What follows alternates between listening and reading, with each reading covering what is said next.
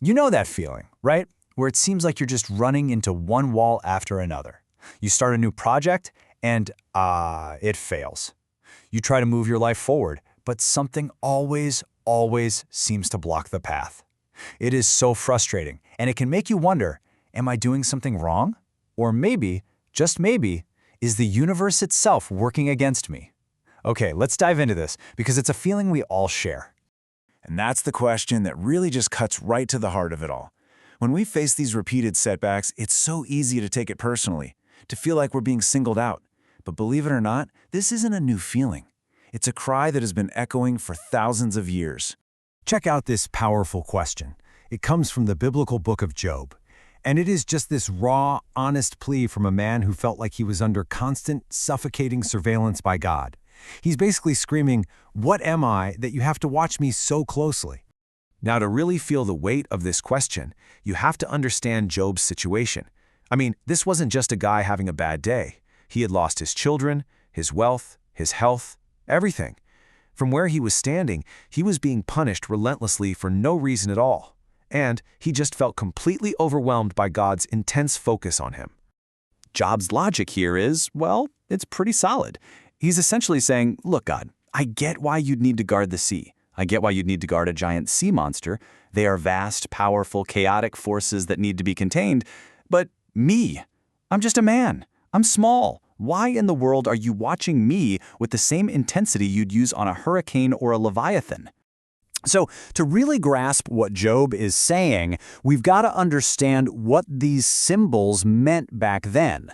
I mean, this wasn't just some poetic flourish. No, they represented very specific and, frankly, terrifying ideas.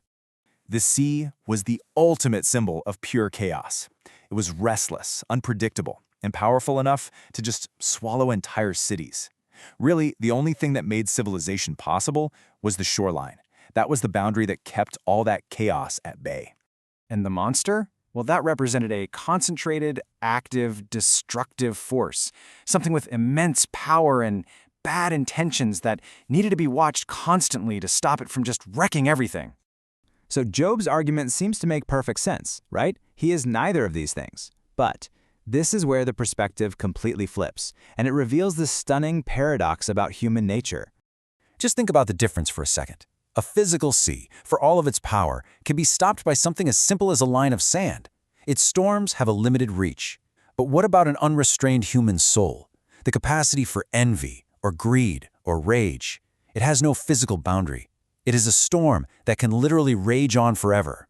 And this idea is backed up elsewhere in Scripture. The prophet Isaiah compares a restless, discontented soul directly to the churning sea, a force that just can't find peace and is constantly stirring up trouble.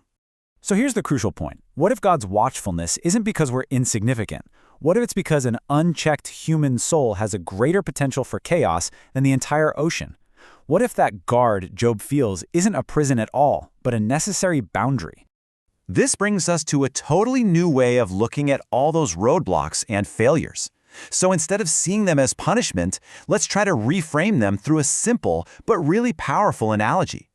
Think about it like this. A small child wants to run into a busy street. To them, that's freedom. The loving parent who sees the danger the child can't steps in. They say no. Now to the child, it feels like a frustrating failure, a roadblock, but to the parent, it's a profound act of love and protection. And this brings us right back to the main idea.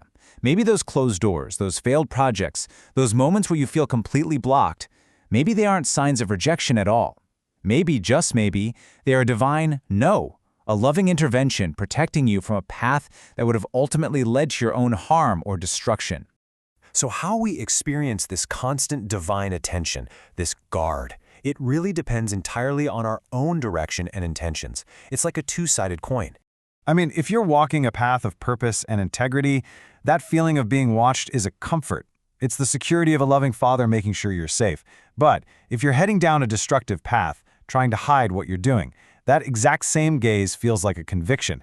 It feels like the hot pursuit of a policeman, exposing what you'd really rather keep in the dark.